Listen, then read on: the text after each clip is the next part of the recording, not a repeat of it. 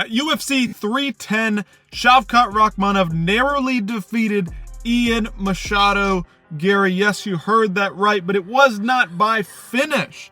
Garry was looking to lock up a submission late in the 5th round. It was close at times.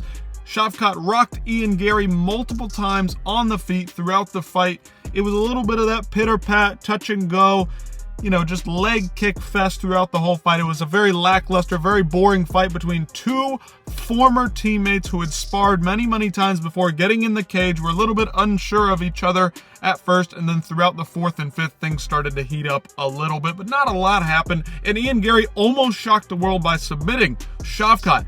Now, there's new information out here via Daniel Cormier speaking to Shavkat's team.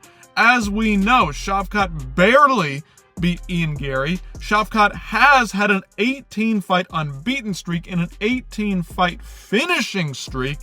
And now Garry has gone the distance with him. This first decision victory, his first decision at all. Shavkat Rakhmonov remains undefeated, but the finishing streak is no longer there for him. Daniel Cormier said that he learned about an Shavkat injury after the Garry fight, fought with an injury.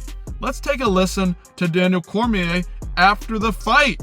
Shavkat Rakhmonov did not look like himself, even though I learned after that he had an injury. I think he might have tore his MCL going into the fight. Granted, with a torn ligament in your knee, you're not going to look like the killer that you look like in fights prior. So Daniel Cormier jumping on right after the fights for his YouTube channel, say that Garry was not necessarily the major factor in this one, but Shavkat with a knee injury. Now, I tend to think that Garry is a very good defensive fighter, and this fight looked a lot like an Garry fight. A clinch fest, kind of slow, kind of boring at times, but good technical striking overall from Garry, good striking from Shavkat. It looked more like an Garry fight than a Shavkat fight. Does that mean that Garry was imposing his will on Shavkat?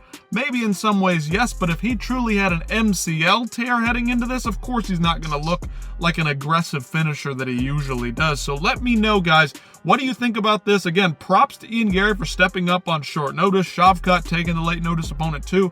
But Garry definitely impressed me, definitely impressed a lot of fans out there of Shavkat, and survived and went the distance with an absolute killer. Again, let me know what you guys think about this in the comments down below, and I'll see you in the next one.